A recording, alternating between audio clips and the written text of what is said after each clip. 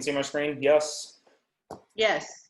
All right. So oh, by the way, I wanted to show you all this. I thought this was kind of funny. This is AdWorks. I get these emails every day. It says 50 people, I'm doing 4 times better than like. This is saying that I showed up on the CNN business page. But if you're not taking advantage of this yet, guys, this morning I had a buddy of mine that I haven't talked to in probably a year text me because he was on fantasy football, and it popped up on his fantasy football page, like my picture. And I just think it's funny. So it's a really good way to get in front of people. How much do you pay for that, Colin? $300 a quarter for that one. So it's $300 a quarter. Okay, so let's get to where we are looking at the same stuff. All right, guys. So the first thing we always do a CMA, and like I was telling Joey earlier, I'm going to do this one in Sabre. Maybe next week we'll do one in Central Texas because it's a little bit different. It's 2 different MLS systems. Sabre actually uses one that's called Connect MLS, and everybody else uses a different MLS. So it's going to be a little bit different. My wife is looking for something right now behind me, but that's why I keep the screen on. So, by the way, I wanted to point something out. You can do Cloud CMA on here, but this is a subscription-only service. You do pay extra for it. I don't know how much that is. I don't even know if it's good or not, but somebody told me one time that it's definitely easier and faster. Most of the time, if I'm doing a quick CMA, I actually use another software called Propelio, which I pay for, which I think is like $100 a month. And I can pull up stuff real quick, but I want to get you with what you're already using, right? So there's no sense paying for more stuff if you've already got it. So you're going to go to Connect MLS, and we're going to do a CMA. Now, since we've got just 2 of y'all here today, I'm going to let y'all pick. I was thinking we could either do a CMA on my house, which I know my neighborhood very well. I'm on the HOA board, so I've got a lot of that intrinsic knowledge that I wouldn't have to go ask anybody. Or do you want to do one on an investment property that we're looking to sell here pretty soon, which I was thinking Alexandria because Jessica's on me. So which one do y'all want to do? My house or Alexandria? Or my listing. Yeah, we could. I mean, this is how organic this is going to be. So we're going to do as best I can with this. So we'll let Joey vote. You vote, Joey. Well, no, because your listing, Jessica, that listing. Mine is a little difficult. Let me explain it to you, Joey. I have a listing with a couple who was almost in foreclosure. They're divorcing. They want to do no repairs, and it turns out they have a break in their main line, so nobody can get a proper inspection. Nobody can get a proper inspection. They have almost no equity in the property. Yeah. It's going to be a weird CMA. We could do it just because of all that, but. Yeah, I would love to see how you kind of work with because not everyone's going to be so straightforward. So I wouldn't mind but seeing. As a learning opportunity. Yeah, and then yes. and then First the time other on a one. bike, we don't hit the dirt bike trails. You know what I'm saying? Yeah, and the one for Alexandria, that one is super straightforward because we got it at a pretty good price, and it's a 4-bedroom, so we're trying to sell it for top dollar. So. But that one is a pretty straightforward one. That's why I like that one, because Jessica, you had brought up, hey, our numbers are always different. Yours is a little more. And I said, well, because I was looking at it as a 4-bedroom. So That's why I kind of liked that one, because we're adding some value to that one. And should we keep it a 4-bedroom? So let's do Alexandria, right? Okay. That's going to be a pretty cut and dry one. Yeah. Plus, for those people that are going to be watching this at a later date, they'll have an opportunity to see what I'm talking about when we're looking at investment stuff. So everybody cool with that? Yeah, so much for Joey gets to choose. I see how it is. Gosh. Oh, wait, yeah. Okay, Joey, would you like to vote? I say let's do Alexandria. It sounds great. Perfect. 4-bedroom, let's do it. Okay. That was helpful. All right, so check this out. So the first thing you're going to do, guys, is when you get into your MLS, you're going to come up here to reports. And you can manage CMA reports. We have a lot of CMAs that you can save, but we're going to start a new one, even though I've already done this one once. Now, real quick, so everybody understands, CMA stands for Comparable Market Analysis. And the way this the way Sabre does this is it creates a packet, something to give to a client. So I'm going to be looking at this as if I'm the seller of this property. The reason why I'm going to be looking as if I'm the seller of the property is because one of the great marketing campaign tactics you can do as a realtor is you can have an ad going, ask me what your house is worth. And a lot of people are just curious. They're like, what is my house worth, right? And just short of hiring an appraiser, this can be very, I mean, which is, I don't know, an appraiser can cost you up to $600-700. You can do that, or you can, you know, just call a realtor and we'll do it for you. Another cool thing that you can do as a marketing tactic, if you're representing a seller, is you can use this and kind of flip it. Because what we're going to do here is I'm going to try and tweak the value up because I'm trying to sell it and I want it worth as much money as I can. If some people come to me and say, hey, Colin, I need to fight my taxes. I just got my tax bill in the mail. Can you run a CMA and show that my house is worth less? So I tend to be in the seller side of CMAs more than anything else. Okay, so that's where we're at. So we're going to pretend we're selling this one. Is 12335 Alexandria is the name of the house, and we're going to pick what it is, guys.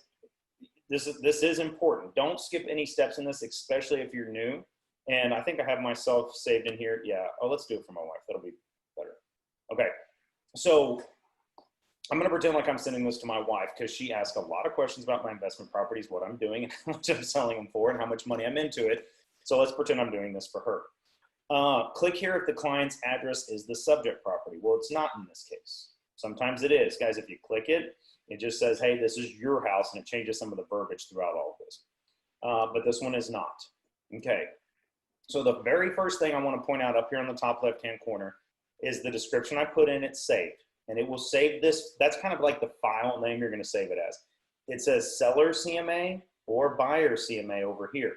Again, this is a seller CMA. I want to point something out real quick. If I click buyers, the one thing that changes is that net proceeds disappears. I'm going to go back to sellers, and net proceeds pops back up. Now, when you're selling a house, you want to know what your net proceeds are. Okay, that's a lot of times that's what people will ask, and we're going to go through it in this one. And another reason why I wanted to do seller on this side. So first and foremost, we need to find comparables for our comparable market analysis. Okay, so when you get here, if you've already done some homework, you can just start popping in MLS numbers. You can add comparables from an outside source, meaning if you happen to know somebody sold one from a for sale by owner or some other MLS, so if you want to pull one in from Central Texas because you're kind of overlapping, you can do that as well. Or if it's bank owned or foreclosed or whatever, there's always some special circumstances. That's how you add those comps in there. Or we go to find comparables. Now, when you find comparables, this is just like searching the MLS. So the hierarchy, which I should have put a PowerPoint together for this, but guys, you just got to remember the hierarchy. Sold properties are going to be your best comparable. You don't want to go like this first one right here. Look at it's pulled up everything. I mean, just about everything. Active, new, back on market, extended, price change, all this. I'm not going to include any of that in my comps because if it's active, it hasn't sold. So somebody who has an active listing could say, you know, like this house is worth $1 billion, and they're never going to sell it at that.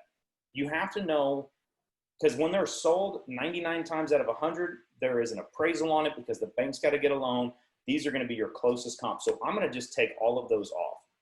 The next thing I'm going to take off to start with is I'm going to take off the pending and the pending accepting backups. I'm going to take those two off as well because they don't put what the contracted amount is. So it's pending. Oh, that means it's almost sold. Yeah, they could have had it listed for 300 and they got it pending at 250. So, and that it's not always in the MLS like that. So I just want to see what has sold, okay? And that's where we're going to start if I need to do something else. The next thing that's really important to me is this line right here is 6 months back. I want to find out what's sold. Usually you want to try the tightest time period you can. You don't want to look at something that sold 3 years ago because 3 years ago, the market in San Antonio was very different. The market here in San Antonio has been climbing over the past couple of years. It's not always the case. So you want to get as close to your current time. 6 months is about as far back as I like to go. If you have a very highly dense population, 1 month would be great. But I'm going to start with 6 months just because of that neighborhood. The area. Now, this is a little bit different than a search because I can actually draw an outline, but I'm going to keep it in this area. So I'm going to look at the area first. So this house is located in area 1500, okay? Just because it's right about here. I might do 14 and 15, but I'm going to start with just 15 as a starting point. Again, I'm going to start as tight as I can and then loosen it up if I can't find what I'm looking for. The next thing that I'm going to do is I definitely want to have single family houses, compare apples to apples, and the subdivision name. This subdivision is it's in a subdivision called Valley Forge. So you just type it in and you click narrow, and we look. Oh, I don't see it. So I'm going to go to the V's. Valley Estates, Valley Forest, Valley Forge, okay? So that's actually going to narrow it down to everything that is in that HOA neighborhood. It's not an HOA, but it's in that neighborhood. So that's helpful. And I'm going to stop right there. So I can do the price of houses, which that's what we're trying to figure out. I don't really know why that's there. The year built is also very helpful. If you don't know what year your house was built, you go to the county appraisal district and you click on property search and you can look up the house. So when I look this up, it's going to show that my LLC owns it if they've updated it. They have not updated it. So, which is fine. I gotta move y'all. Bought it a month ago. Yeah, they may not have updated it yet. So when you're here, if you go to the improvements to the house, it'll tell you that this house was built in 1974.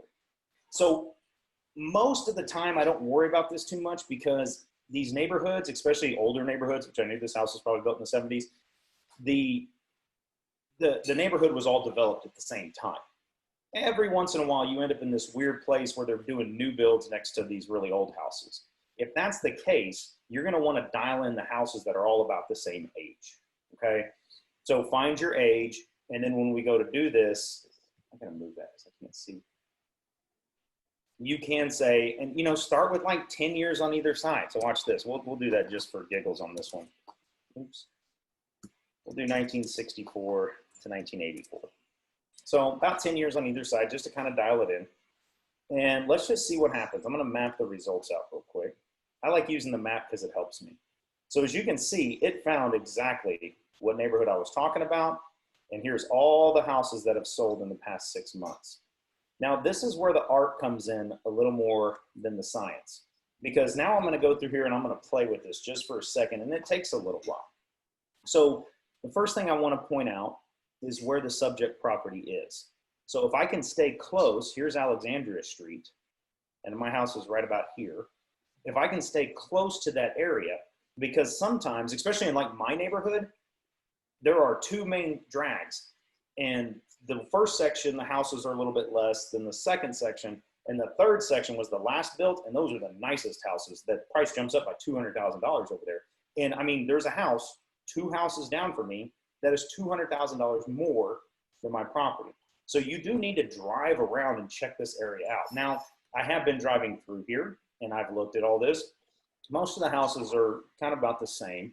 So I'm not too worried about this particular neighborhood, but you've got to do some research, guys. Again, it's an art. It's totally an art. And our house right now is a true 3-2. They have enclosed the garage. So I've said this before, sometimes I'll run 2 or 3 CMAs, and I'm planning on keeping that garage enclosed. I'm going to run HVAC into it properly. I'm going to do all the things I need to do as a builder to make sure that that is considered a 4th bedroom. I'm going to add a closet to it. By the way, just in case you're curious, if the house has HVAC, the bedroom has to have HVAC. If it's got to have 2 points of exit. So usually the hallway door that you come into the house, and then a window or some other way to get out in case of a fire. And then it doesn't need a closet, but most of the time it needs a closet. So those are the 3 things that kind of qualify something as a bedroom. So that way I can list it as a 4-2, and it does have 2 bedrooms. So as I go around the neighborhood, we're going to take a look at this one. First one I'm going to see right here, which is right down the street that just sold, is a 4-2 that sold for $195. Okay, that is house number 21.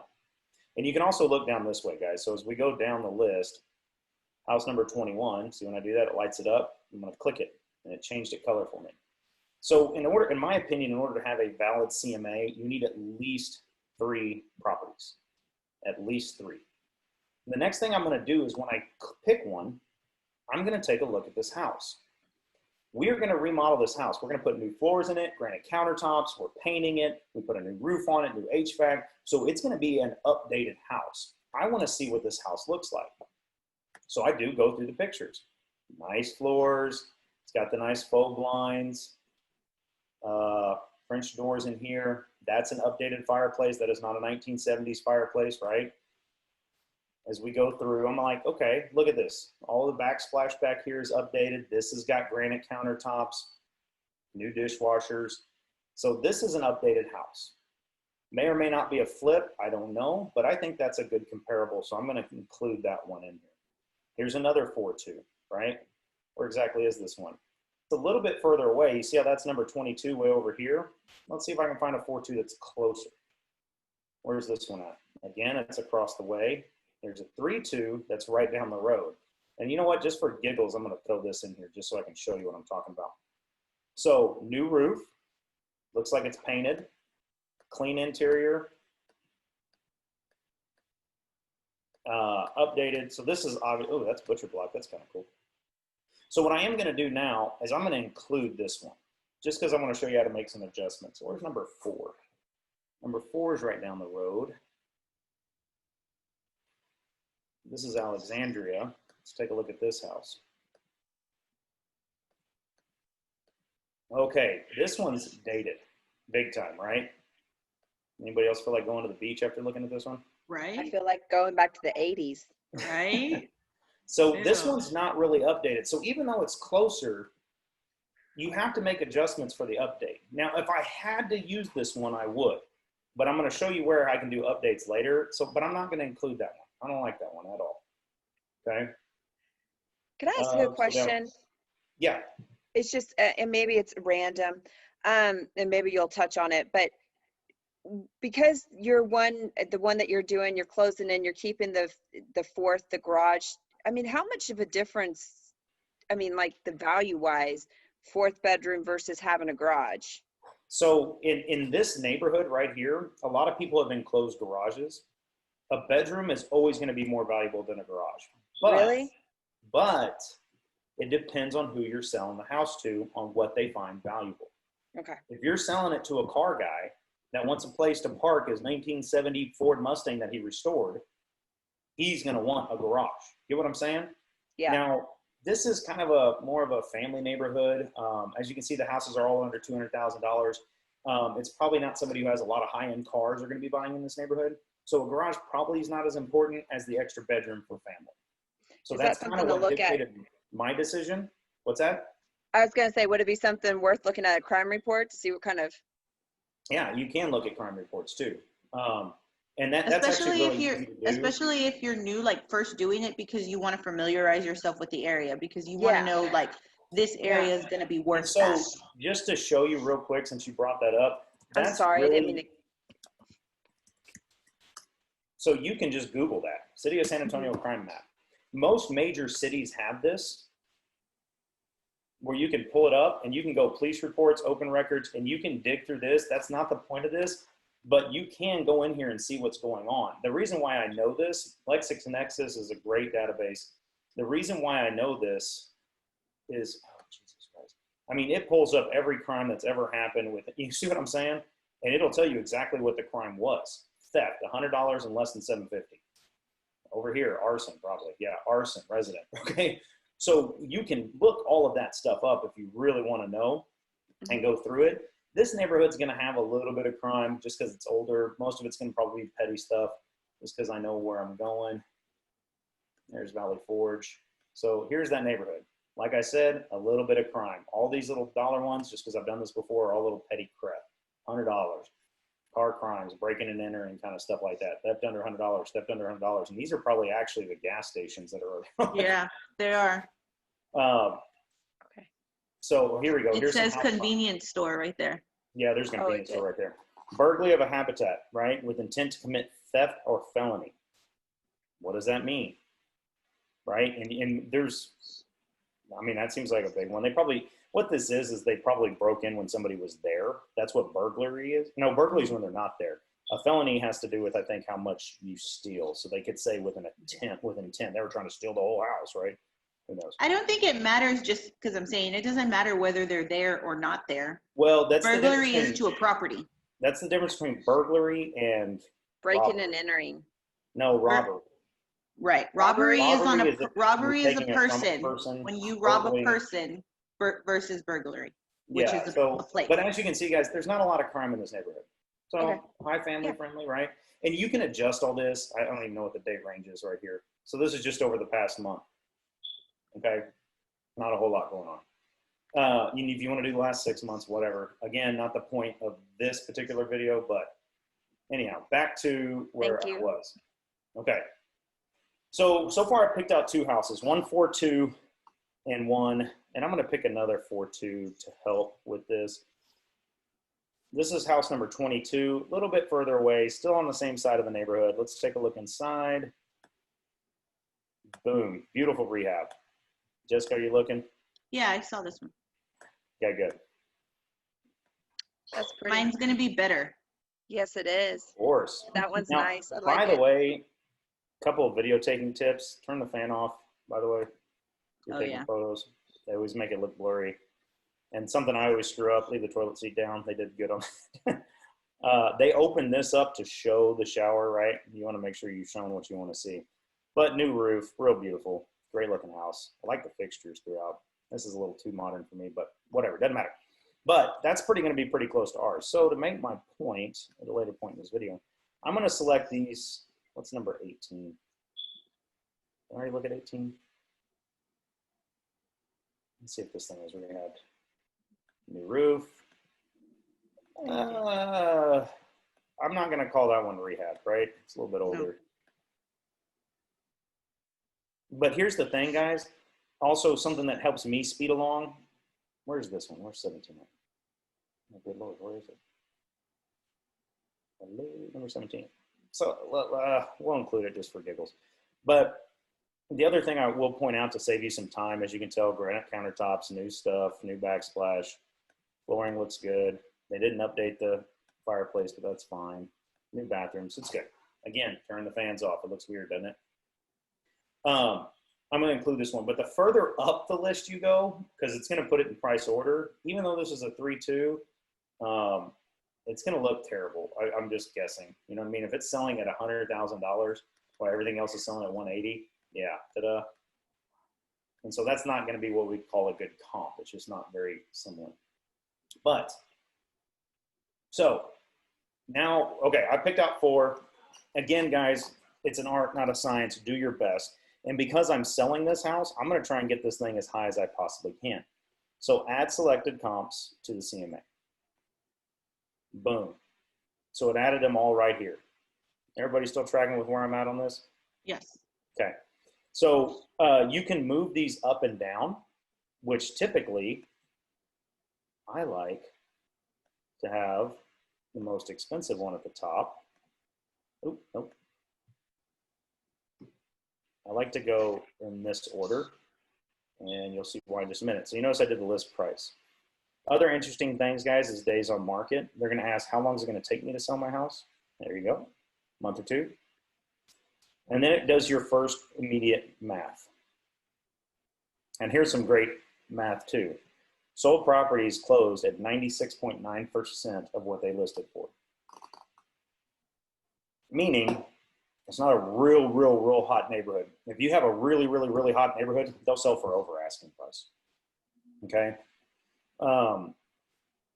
So anyhow, by the way, this is just like, you got to think of this like you were in middle school with Windows. And if you're about my age, you got to save constantly because otherwise it will screw something up.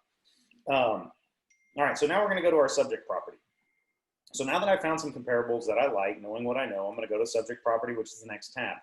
You can add a picture of it, which is nice. I'm going to do that just because I just want some sort of picture. I had one a minute ago. Let's just pretend this is it. This is not the house, but it'll kind of help make my point. Then you attach it. By the way, if you have it listed, you can put in the MLS number and it'll pull all this information up for you. So highlights and main features.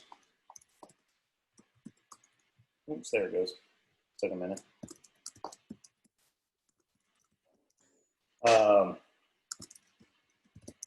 Whatever else we do with it, right? Does everybody get what I'm doing with this? If they have a water feature, whatever, fire feature. Okay. Again, you can put the MLS number here if you want to. Status of the house, we'll say it's active. Again, it's not active yet, but let's just pretend. The address is 12335 Alexandria, 78230, area. Oh, by the way, so if I couldn't have found what I wanted in here, which is very rare, usually in the country you have a hard time with that, I might go to the 2 on either side. You know what I'm saying? You just kind of widen out. The wider you get, though, the less accurate it's going to be. Oh, area, sorry. Can't.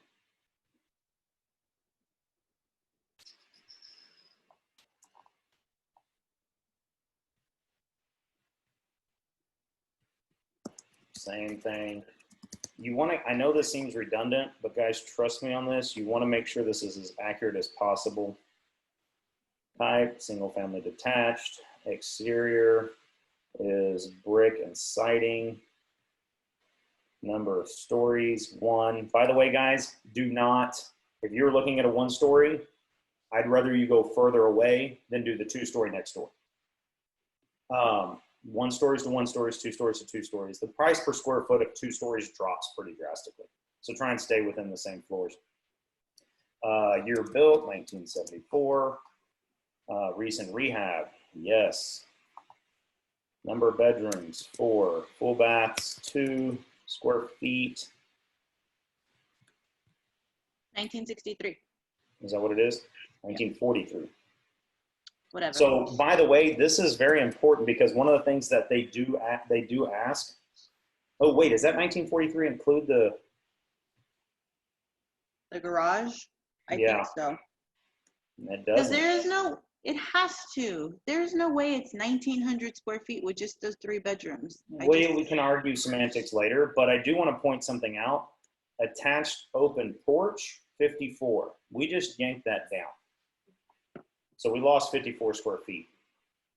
This living area right here might be, I don't know what that means. CD class, let's look that up. What did it say?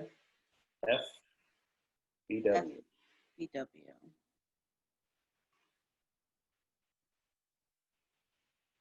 Fair. So these are the codes at which they're going to figure out your taxation for. What's BW?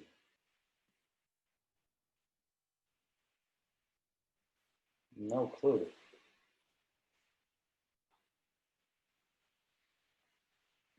No idea. All right. We'll leave it at 1943 though. List price, sold price, days on market. I don't know any of that stuff. That's if you have a sold one, okay? And add or remove fields. This is just like adding or doing a regular search. If there's something that I think is important to this, I will add it. Things that you can add, guys, is anything that's in the MLS listing. So the dining room length, the family room length, you know, how big is the lot? You know, sometimes you end up with these places that have larger lots or whatever. This is a pretty standard one, so we're going to leave that alone. Save. Area statistics. So I get this question from a lot of agents, and I'm kind of upset that more people weren't here today, but it's okay because I'm just going to point them at this video. A market survey. A lot of people want to know what's going on with their market, and this is a great way to do this. So you can do a lot of fun things in here, but I usually add 3 market surveys if I'm doing this for a real high level client. I'm going to do the neighborhood, then I'm going to do the area, and then I'm going to do the city, just so they can see how things are trending. And again, I typically do just sold properties because that makes the most sense. Again, single family. So the first one I'm going to do is going to be it's going to be the neighborhood, right? So we're going to do Valley Forge. And let's say we're going to take a look at the last 6 months. So we're in the 9th month, so we're going to go to March. What's today's date? We'll just say March 1st. Okay, through today.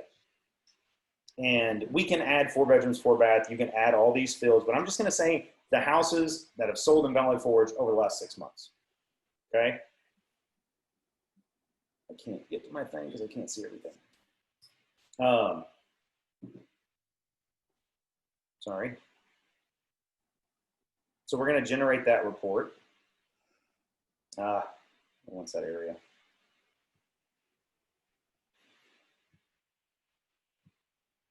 Okay, so it's generated a report for me.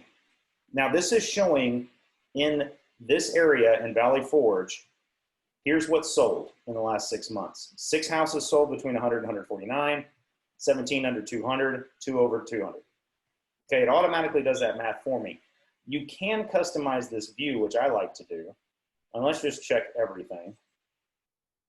Okay. And now you've got charts and graphs and everything to show your people. The more you do in this, the more professional you look, guys. So I can go in there and say, hey, look, so Jessica and I are trying to sell this house for over 200. In the past 6 months, only 2 houses in Valley Forge have sold over $200,000. Okay. If we're under 200,000, that means the house is probably going to sell a lot faster. Now check this out. Average days on market. Everybody seeing how this works? If you're over 200, the average days on market was 173. Okay. Sold range, average days on market, the whole bit. So I'm going to add that to the CMA. Okay. I'm going to add another one. This time, I'm going to do all of area 1500. And we'll do the same date range. Be consistent here, guys, because otherwise you can really skew some data, and if they figure that out, they're going to be mad at you. So here's everything that's sold in the last days. So I'm going to add that to my CMA. And my last one is I'm going to do the entire city of San Antonio over that same time period. Oops, I need to go back and fix something on that last one. I need to change it to where it just sold.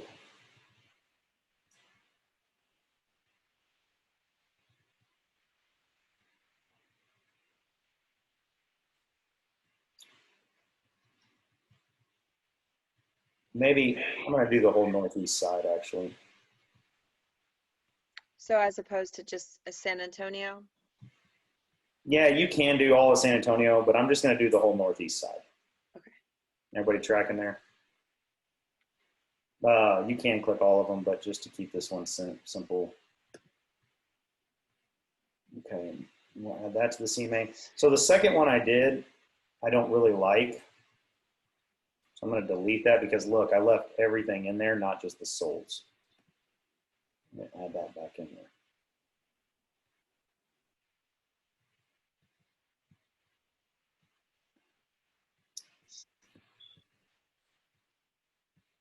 Because when you're done with this, you're going to see why.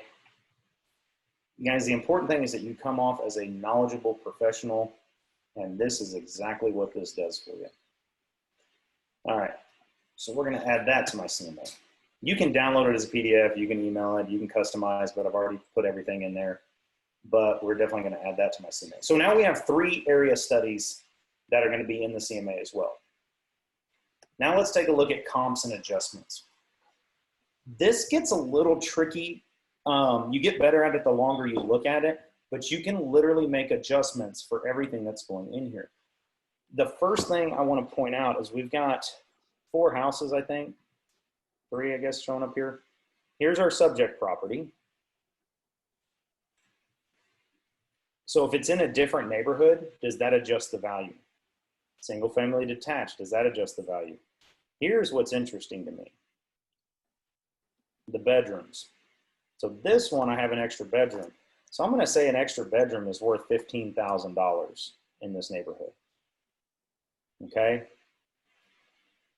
And we're going to calculate new totals. And if you notice, it adds $15,000 here, which jumps the value of this house up to 200. It was 185, right? But you can see why I kind of came up with that number, because I'm trying to get this back to the rest of them that were all updated. So we had 3 houses that were updated. One had a smaller bedroom, or one was missing a bedroom, and that's a big change here. Here's the number of square feet as well. So this house was considerably smaller, so 15 might be too much. Let's say 12,000. We'll calculate that there. So if there's a pool in the backyard of one and not a pool in the other, and by the way, guys, the first time I do this, I probably will have 15 comparables, you know what I mean? So I kind of get a feel for what I'm looking at and what I'm messing with.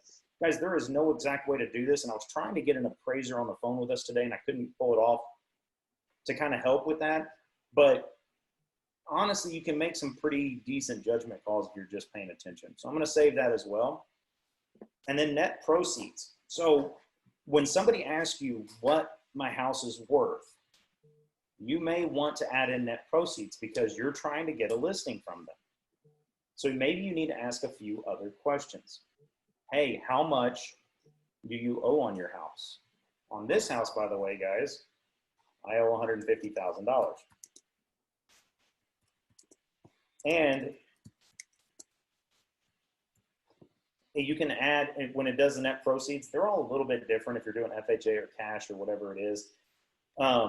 Interest from the first day to the last day. I'm not going to mess with all of this. One of the nice things is you can calculate the title insurance. So when you push this button, it kind of shows you how much title insurance is here in Texas.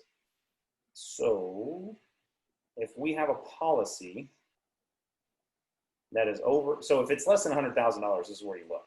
If it's over $100,000, you need to do here. So let's do that real quick. Let's pretend this house sells for roughly $200,000. We need to subtract 100,000, multiply it by 0.00554 equals, and now add $875. So a title policy on this house is going to cost $1,429. It's not arbitrary. A lot of people think it's arbitrary. What did I say it was, $1,429? $1,429. Yeah. By the way, title insurance is the same cost no matter where you get it from. Doesn't matter what title company, they have to abide by that chart, Texas state law. Brokerage fee. Well, you're going to pay 6% to do that. And so on and so forth.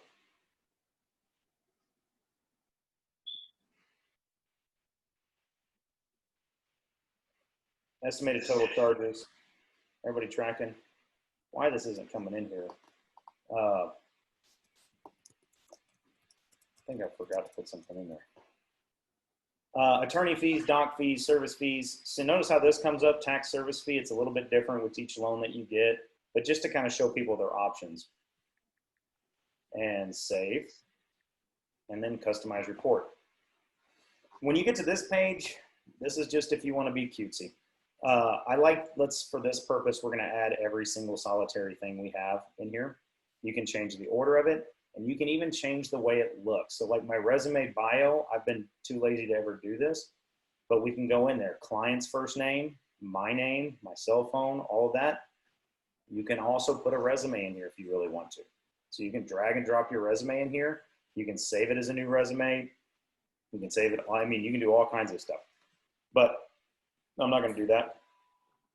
If you want to take the subject property here, you can adjust the color scheme. You can put stationery. You can do, I want the whole thing to be black.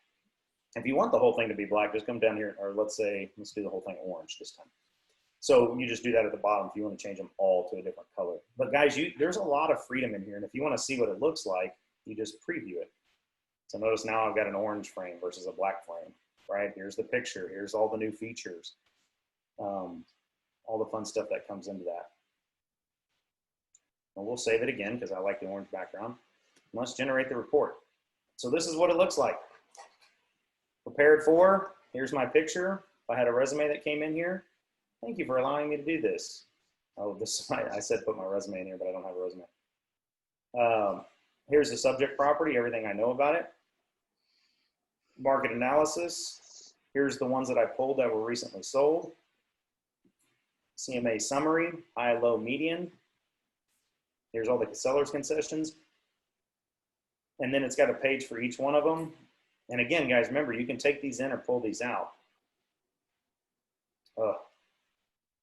So where I messed up. Suggested marketing price, 0. Well, that means I made a mistake. right? That's why I don't just email this to people right away. Go back and look at it. Let's go back and take a look at it. So I've got my comps in there.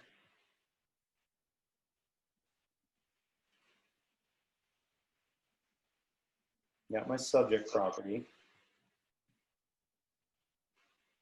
Oh, I did have a fourth comparable in here. There it is.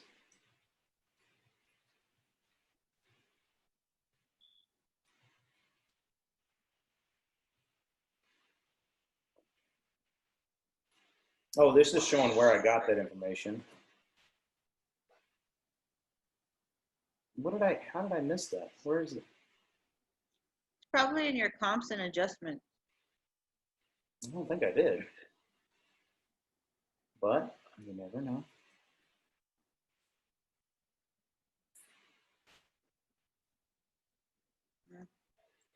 Or not. So I've noticed sometimes if I save and quit,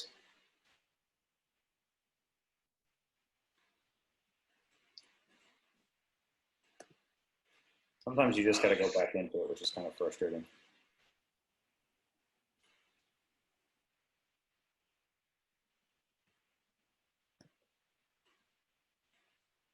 Still, what am I missing?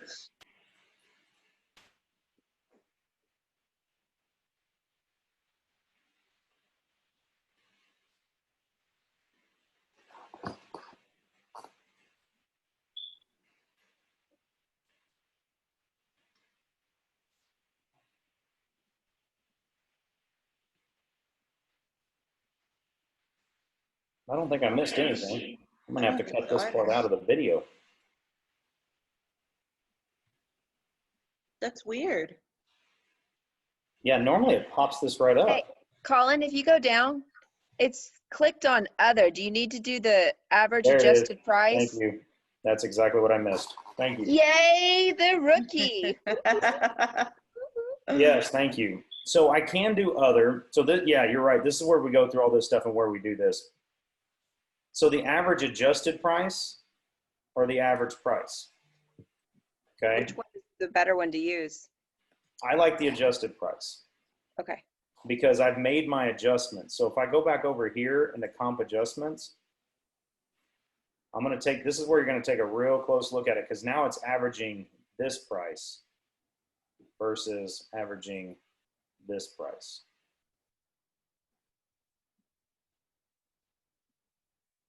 Is everybody tracking with me on that? Mm-hmm. Yeah, but I don't understand why. Because I made adjustments. Jessica? Okay. Oh, something just like jumped at my window. It was weird. Because I made adjustments here. Okay. And you can make more and more and more adjustments. Okay. Like this one right here, the average price per square foot, as we make adjustments. But for simplicity's sake, we're going to leave this one alone. Okay. And I'll show you what I was thinking when we did this house and what I was thinking, by the way. So notice this one's 1,700 square feet, Jessica. Yeah. 1871, 1339. Mm-hmm. Oops.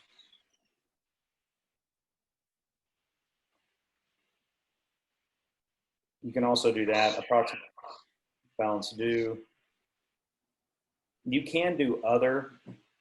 And what I did on the last one, Jessica, is I was averaging price per square foot, which is another way to do this, guys. So this is 1761.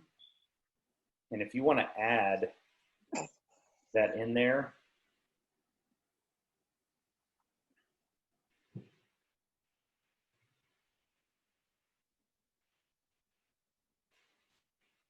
oh, I use that other program to do that. Sorry, that's where I got that from, Jessica. I was like, what are you doing? Sorry. So yeah, if I take the average adjusted price and then I generate the report, it's going to tell me that I suggest I market this house at 197,725. Okay. Honestly, for this property, I think that's a little bit low. Now, does anybody want to know why? Because the subject property on this house is 1,900 square feet. The next closest property was this one here at 1871. But this property sold for more. Now, why did this property sell for more? Because it was more upgraded. A little bit more upgraded, right? So if we get our upgrades right, then this is exactly how I talk to my clients. I'd say, look, this one right here sold for $212,000 for 1,761 square feet. It's $120 a square foot. If you can get your house upgraded to that same level, $233,910. If we're doing a straight square foot comparison. Now, guys, once again, this is so tricky because when we go through here to make our adjustments, we can make adjustments for the, you know, if one of them has brick and the other one doesn't have brick. We can make adjustments for fixtures, and you can put all that in there when we go to get our comparables. You can add all of that stuff in there when we're looking at them. So again, but your best place to do is kind of that average adjusted price. That's going to be your safest bet starting off. Because I'm flipping this house, I'm pushing my rehab dollars on this. So I'm pushing the sales price. And I'm going to argue with the appraiser when it all comes down to it on a per square foot adjustment. Because I have the biggest house out there when it comes to square footage that sold recently. Is everybody tracking where I come up with these numbers? Yes. So what I do want to walk you through. So when I get to this point, guys, I'm going to tell everybody like, hey, here we go. I'm going to print this out. You can email it to them. I don't like doing that. I want to meet with them. My resume should be here. Since I don't have a resume, guys, I'm pulling out the resume sheet. It's dumb to have that in there. You got a resume, put it in there. Okay, so here's my market analysis. So guys, here's the 4 houses I pulled. What I want to point out to you is the days on market and the price per square foot sold.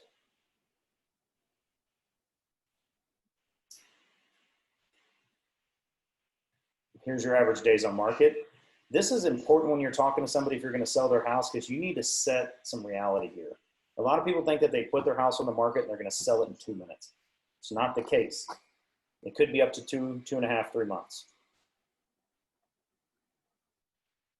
So again, here's the properties that I had. They did have some seller concessions. So everybody was getting $5,000 off on average. You might want to be ready for that. Your square footage, price per square feet, how long it was on market. It does tell you the median. You know the average one is 46 days, guys. Yeah. Let's take a closer look at these houses. I'm excited again. Freshly updated home with classic timeless touches throughout. The home boat, right? Great. Let's look at this one. Oh, they pulled it off the market and put it back on, but whatever. Wow, this is a good one. Large cul-de-sac. But we compare, and if they have questions, well, what was inside this one? Did they have a tub and shower combo in the master? Yes, they did, right? So basically what this tells me on my rehab is if I want to get top dollar for this, if I want to get to that 212, 215, 220 range, I better have some nice finishes. And most people don't understand that, and it's good to take this in with you. And I love the fact that let's say they do want 212 for the house. They wanted this one right here. I'm going to show you exactly how I would do this. I'm going to copy this. So I've got the MLS number, and since that's all saved, I'm going to go look that MLS number up. And I know this guy. He just like if I was pitching this to Jessica, and Jessica's like, "We want to sell this house for as much money as possible, right?" I would take this. I would quick print it. No, not quick print. Sorry.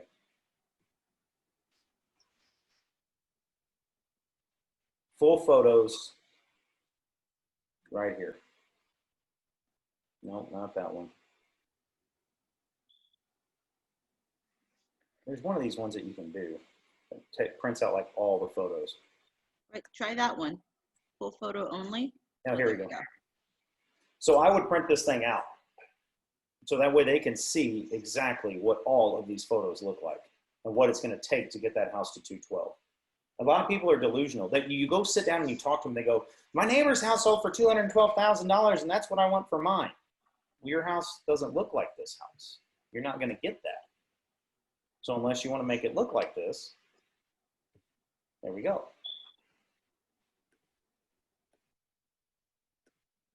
But that's Can you again, go back to that ceiling fan really quick? this one? That one, yeah. The connection is in the beam. I wonder if that beam has to be hollow on the inside. $20 says that's a faux beam, and they just put an extension in there. Yeah. There probably was no beam there. Mm. They just added it to keep it throughout the house. See? I'll let you keep your $20. But can light, right? Yeah. Cool overhead vent, which goes directly out. Sorry, this is just Jessica and I kind of getting an idea. Oh no, I'm looking at the. Wait till you see ours. It's gonna be gorgeous. You'll have to let me know when it's done. I'll take a look. We will. Go drive by it. Yeah. I do want to point out the windows, Jessica, which is going to make. We're changing the windows. I know, but see the chair rail throughout. That's. I kind of was thinking that. I kind of was thinking it just because this one is the comp that I'm going off of. So you see the wainscoting here with the high baseboard. Mm-hmm. We're getting high baseboards. I'm trying to. But it's not throughout. So just this might be a really cool touch in that little living room area, because we have a little living room area similar to that. But we also we're custom. We're providing the refrigerator for one. We're custom building in the refrigerator. We have a custom. Wait, where's the refrigerator in that kitchen? I don't think they're giving it. Yeah, I know, but where would it even go? Probably here. Probably there. Ew. Well, ours is somewhat similar because. Is it? Yeah, because we have this built in. And the refrigerator was in the do you see where the stove and the vent hood is right there? In ours, that's where the refrigerator was. It was just so strange. So we ended up moving it, and we're gonna push it into the wall. So it's custom. Yeah, so this would be over here, and we had space into the garage. So I guess maybe here. Yeah. And we cut a hole in that, and we're shoving the refrigerator. So we're kind of counter-seeking the fridge. But the door would be right in between? Yeah. And the door our door is on this side. It makes a little bit more sense. Yeah. And the door it goes into the laundry area, and there's a pantry in there as well. So it flows. I do like that. I like those lights. These I like the modern accents on the walls. And that's why I was trying to think it looks very, So there's the custom, and look at how they did the whole wall. They tiled that whole wall right there. And my husband, he has a thing about tiling all the way up when he does a backsplash. But in this one in particular, the ceiling does this number. So I don't know. This might be interesting in that living room again. I don't know, or that dining room or whatever. Let's talk about it though. I mean, it's we definitely. Yeah, we definitely need a wow factor. These are sheets of plywood and super simple. That's kind of cool. It's got storage up here. And our granite slab is gonna have a little bit more gray in it, so that's gonna be a real pretty touch. Yeah. So, anyways, guys, there you go. That's how we got a CMA out of it. I do want to show one quick thing, because the square footage thing is going to bother me on here. If I'm going to adjust the square footage, guys, so the fact that this one's smaller and smaller and smaller, to get here, we may need to do an adjustment to that, right? So this is roughly 10% smaller. So I might put a $10,000 or 10% adjustment on that, right? So a 10% adjustment is $21.20, right? Am I doing that right? Yeah. How would you make an adjustment for the fact that that comp that you're on right now, the 1671, has a garage, and the one that you guys are doing that won't? So Where would you include something like that? Like, like how much, I know this comes from experience, but what's, how much would you take off or you add on or, stuff like that for something? well, we don't know if this has a garage. We could definitely find out. Oh, the pictures wouldn't show you? The pictures look like it has a garage. It looks like it has a It looks like garage. it has a garage, but we don't know what's in there, right? Okay. So I would go back. It has a Two-car garage, two-car garage. It does have a 2-car garage. Yeah, you're right. Okay. So how would I make that adjustment? I'd go to comp adjustments, add more adjustments. Oh, okay. See what I'm saying? Enter description. Right? Mm-hmm. And let's say a garage is worth $2,000. Okay. Now, would you add it to all of the properties if not all of the properties had a garage or didn't have a garage? Do you see? Correct. Yeah, you would adjust appropriately. Okay, I just want to make sure. Okay, thank you. Right. So, maybe this one's worth $2,000 more because it has a garage and mine. You get what I'm saying? So this is what we're adjusting. I'm adding on to the price. So this one right here, since mine doesn't, I might take $2,000 off of it because I'm trying to get to what mine is like. So mine's bigger, so I'm going to add money here, but since I'm missing, I'm going to take it away here because it's going to average these adjusted prices. Okay. And you would need that to do that for each one of the comps, right? Correct. Make those adjustments for each property. Yeah, this is where you really dial the whole thing in. Okay. And like I said, you can keep adding adjustments as you go through this whole thing. So I'm doing a flat percentage here. So this one's only maybe 5% bigger, right? So I would add a 5% adjustment to the sales price. And if you want to get real technical, you could actually do the math and find out what your average square foot price is and just make your adjustments there. But remember, I'm going to round whatever I put here, I'm going to add to get to this number. But since mine doesn't have a garage, I'm subtracting 2,000 because this one does. I'm trying to get it to look like this one. Do you use the list price or sold price when adjusting for square footage? Sold price. Sold. Sold So the price list. for everything. Sold price. Okay. Sold price for everything. Listing price doesn't matter. You could have listed it for $300,000. Doesn't mean it's worth it. And I do, like, literally, I do almost everything that you just did. I don't know why Cullen's numbers always come out better than mine. They always do. When you and I first had this conversation, I used Propelio to do this. Yeah. And I've done this kind of stuff enough to where I'm seeing it all in my head. And I think I told you when you did the average square foot price and just added on a bedroom, I think I told you it was going to be 10 to 15 grand for that bedroom. Yeah. Now I didn't adjust back down to remove the garage, but you get where I'm going? Yeah, for sure. I just, for your knowledge, Joey, because something that I learned, because I was always going through this and I saw what it suggested. And because I was like, I'm going to go off of that number. I just learned always go off of price per square foot.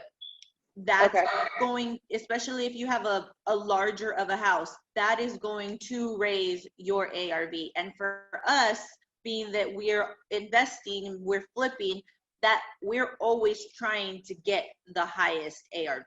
So if we have a larger house, like how he showed that the suggested price for it was $197, but when we took that price per square foot and averaged it out, $230, and we were looking at our ARV being $215. Yeah, $215 is more up with the first time I did this. Yeah. Okay, so always look at this price per square foot. Square footage, yes. Price per square foot is a big one. That's the first step that I feel like most appraisers use. That's what they're looking at. But then they adjust. So the way this works, because we're not appraisers, it's adjusting off the sold price, right? But we can't, how do I say this? This software is not as advanced as an appraiser software. So they're doing basically the same exact thing, but my understanding is they do it based off adjusted per square foot. So they are able to say, and we'll do a whole thing like this. They're going to say, you know, Q1, Q2, Q3, Q4, Q5, Q6, I think it goes down to like Q7. But what's the quality of the building? You know, is it recently rehab? Q1 is a brand new house with top of the line fixtures, right? Q2 is a complete rehab with high-end fixtures. You get what I'm saying? And they go down that whole list. Then they have the C, the construction, or construction value. Like, is it in disarray? Is it not? You know, they do all these little micro adjustments to come up with a number. And that's why it's always so frustrating whenever you get an appraisal back on a house you're selling and it's like $642 short. It's like, how did you come up with $642? But it's because of all these little micro adjustments that they do. But again, guys, this is to get you a starting off point. I got to be honest. If I was talking to Jessica and I was trying to sell her house and this whole thing came up to me and it said, hey, look, the suggested, I moved the button, but the suggested marketing price is $197. I tell her, like, let's list it at $215, but just be aware you're probably going to get it at $197. So with Jessica and we're probably going to start listing it at $225 or maybe $224,999, because a lot of people that can qualify up to $225, that's where they're going to put their search. So I'm going to push it all the way up there. But I am going to be ready for an appraiser to come in and go, oh, it's only really worth $218, dude, or $212, right? I mean, we may get bit like that. That's one of the fun parts of investing. Hooray. So it's not always worth what we think it is. Exactly. But you can contest that. That's a whole nother video. I mean, and how you contest it. And well, I'll bring Robin in for that because she's real passionate about that one. She will eat on that happened to us on our last one. Our appraisal came in lower than what we thought. The appraisal came in lower, you know, and it wasn't that bad. It was like 3,000 lower. Usually it wasn't a lot. Close. But you got to understand that just because you did this doesn't mean you're right. Okay? This is a good point to, like, if the appraiser comes in and says the house is worth 150, you can throw this at them. Like, hey, here's the comps I used. I will send this to an appraiser too. Like, here's the comps I used. Here's the adjustments I put into it. So he can go look that up because they're human, right? I didn't make these adjustments, guy. Look, I made this and this and this. Okay? And most of the time they'll reach out, hey, I'm going out. Do you have anything that you want me to consider? So you can give them most of the time. I'm not saying all the time, but I don't think they'll say, do you have any comps that you want me to throw in there? That way. So they contact the selling agent and ask that? They've contacted us. Or are we just talking investments? You should know they're coming. Yeah. Because also a lot of appraisers have showing time access. So you'll see exactly when they're coming. Okay. If you want I haven't listed anything yet, so I wasn't sure. I'm sorry. Yeah, they'll have showing time access. Inspectors have showing time access. If it's vacant, it's a go and show, they'll just go do it. If you want to be a real big pain in the ass, you can go over there when he's doing it and hand it to him. Yeah. You know, and like, hey, here's the comps. And they hate that. But I mean, you can show up and hand them the comps and leave them alone, or you can follow them around. What do you think of that? Because they'll get you on the most random things. We had an enclosed back porch on one property. The back porch was enclosed, and they were in the city on the CAD. It had included that, and then we ripped it down because it was falling apart anyway. And he took 200 square foot off of that. You adjust per square foot, that hurt. Yeah, it really hurt our sales price. There's a house that I'm currently in the process of selling yet again that I'm doing on Short Street, and I need that thing to hit $160,000. So as we got closer and closer to the end of this thing, I started putting in higher end grade. I mean, I bought the prefab vanities for the bathroom that had Correa marble on top of it. Cost me a few extra $100, but now I can tell him there's Correa marble in that house. So he's going to bump up the quality of my house, right? So you play these little games as an investor, but you just have to be aware of these as you go in there. I mean, it is going to mess with your whole story, guys. I mean, most of the time, that's why you also want to use sold numbers, because this means an appraiser has already gone in and valued it, and it had to hit that number. Okay? So you notice that there's not adjustments in here if this house has granite and this house has Formica. You can put that adjustment in there, but do you really know what that difference is? No.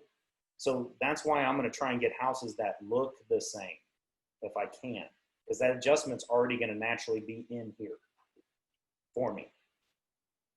That's why you don't have a bajillion adjustments. An appraiser has a bajillion things. When you get an appraisal report, you'll see what I'm talking about. But, you know, these are big numbers because that's not our specialty. We can get pretty darn close. One more thing I want to talk about before we leave is how I will also share this market stuff. Again, I told them, hey, look, if you want your house to sell faster, it needs to be for less. If you're in a hurry, you might want to list that house under 149 because those things last for 6 days. These only last, number of listings, days on market. You know, these houses under 150 sold in 38 days. Anything over 200 sold in 173. Average days on market. I love this because, look, this is the whole entire northeast side. If you remember, so as I go through this with them, you know, the ones that sold from 2 to 250, there's a lot of them that sold in that range. But the average sales price, it took 63 days. So it kind of gives you just a good idea where we're at.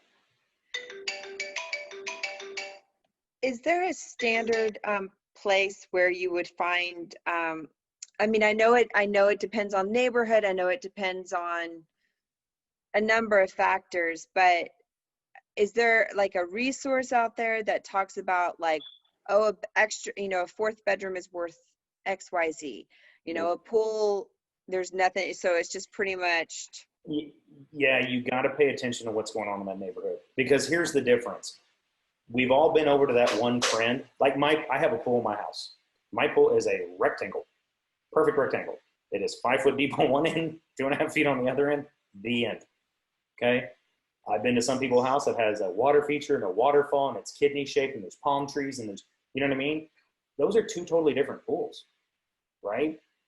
And pools are even tricky because, I mean, do you live in a retirement community with a pool? Nobody's going to want a pool, right? Or you get what I'm saying? It's like you got to pay attention to what the houses are doing. And just because a room, let's say a room is worth $15,000, okay? Well, I've got a 15-bedroom house in a place where everything else is 3-bedroom. Jessica and I went and looked at a house like that the other day. The guy's trying to convince me the house was worth $700,000 when everything around it sold for $300,000 because it was so many more square feet bigger. And I'm like, sort of, but is anybody going to buy that? Or you have a house with the pool. Square foot house next to a 2,000 square foot house. Yeah, or you have a house with the pool, but like 7 out of 10 of the houses have pools. Like it's not that much of a value if everybody has one, you know? Or if you're the only one. Or if you're the only one, yeah. Right? I mean, it's this game. You got to look at the house. You got to look at the neighborhood. You got to do your homework. There's no quick and easy. It's analysis. You got to dig around in it for a while. You'll get better at it. You'll get better at hit shooting it. But I guarantee you, I will, before we list Alexandria, I will do this again. Mm-hmm. Because Alexandria can't sell because of FHA flip rules until November 9th. I can't even, I mean, I got to close November 9th or later. So that's 2 more months of data. A lot can happen in 2 months. Yeah. School started. Less people are moving. COVID could blow the world up again. God only knows, right? I'm going to do it again to make sure my price is spot on. Stop speaking that negativity into the world. But I think I think Jessica would agree with me. Somewhere between that 2 and 2.25 is going to be the sweet spot. Yeah. Now, before I bought this house, I actually paid $125 for the house, $150, which is the included rehab numbers, plus probably another $25 on that top of that. So I'm going to be into it. Worst case scenario, $175. And we're going to do a little bit, because when we originally went into it, we're obviously thinking great rehab, but we weren't thinking we were going to provide the fridge and custom this, you know, or whatever. So we're going to we have a decent spread in there to put a little bit more in there to pull out that higher ARV. So what does ARV stand for? After repair value. Okay, thank you. Yeah, so, I mean, if you're working as an investor, you got to take all that into account. I mean, worst case scenario, I'm assuming worst case scenario on this house is we sell it for $199. Worst case scenario, I'll put $175 into it. I still have a spread. It's not a great one for the amount of time and effort we're putting into it, but I'm not going to lose money. Yeah. If I'm into a $175 and I can sell it for $2.25, I made $50,000 on the deal. That's a big day. That's a good one, right? So You never know what it's going to take. But if you're looking at this as an investor and you go, okay, well, the house is going to, if it sells for 215, I'm into it for 210. Oh, that's a bad deal. Because you see that stuff can happen. I mean, this whole thing, it's what a willing buyer and a willing seller will trade money for. Okay. And if you can't find one, that's what makes me so nervous about that house in Seguin. I got to sell it at 160, period. And even at 160, I'm not going to make much money because it's a really long story. But, you know, it happens every time as an investor. But I can't sell that house for 140. I can't do it. I'm going to lose 10 grand like that. And that's just bad investing. I'd rather hold it and rent it out. So, there you go. Your first rental or second. I've had rentals before. I just don't Yeah. really typically like them. But I need more of them, I'll be honest. And that's another video, too, about tax implications of investing. Yes. So, all right, questions, comments, concern, are we good? Good Very one. good. Thank Good you. one, That Colin. was, I liked that one. Not to play favors, but I like that one better than the other one you posted. You're Gotcha. welcome. It was my idea. I was going to say, That's Jessica, the thank idea. you so much. You're welcome. It was Jessica's idea, and I will get this down, and I will YouTube it and get it on YouTube for you so you can see the whole thing again. Well, And thank go- you. go I fix the appreciate camera. it. And maybe at some other point we can do a like a hard one, you know? Oh, good God. The hard one, but see, I will say this before we go. The harder you get into these things, the more likely you are to be wrong. Mm. You know what I'm saying? And that Room always for happens error. for me, for people out in the country. Like if they live way out in the country and there's nothing nearby that sold it, and you know everybody's got 100-acre lots and they've got a 20-acre lot, and it's like Yeah. it gets real tricky. And a lot of times, if it's too much for me to really get my head on straight around it, I might suggest that they go get an appraisal. Oh, here's a good story. Friend of mine's dad lives in Hill Country Village, which is a super nice neighborhood. He had his house listed for almost a year, and he'd never had zero showings. Zero showings, had it listed for a year. He had it listed for $2.6 million. Okay? And he goes, Colin, why can't I get a showing? Well, the first thing I do is a CMA. And I run the CMA, and I'm like, I did everything I could to get that number as high as possible. The best I could come up with is $1.8 million. He's got it listed 2.6. And I'm like, man. And so I go out to lunch with him. I printed one of these out that you're looking at. I took it to him and I sat down with him and I said, hey, look, Jaime, I don't know where you're getting that number from, man. Who told you that number? She was like, well, the realtor did. I'm like, yeah, there was one house that sold for $2.8 million, kind of close to you. But their house, I mean, his house is 10,000 square feet. This house was 15,000 square feet and had like 40 acres and he lives on 10. And I'm like, that you're not, it's not apples and apples. And he goes, well, what would you suggest I do? I said, pay the $500. Pay $500, get an appraisal, find out what it's worth. He pays $500. He got an appraisal, came in at $1.6 million. He had it listed for 2.6.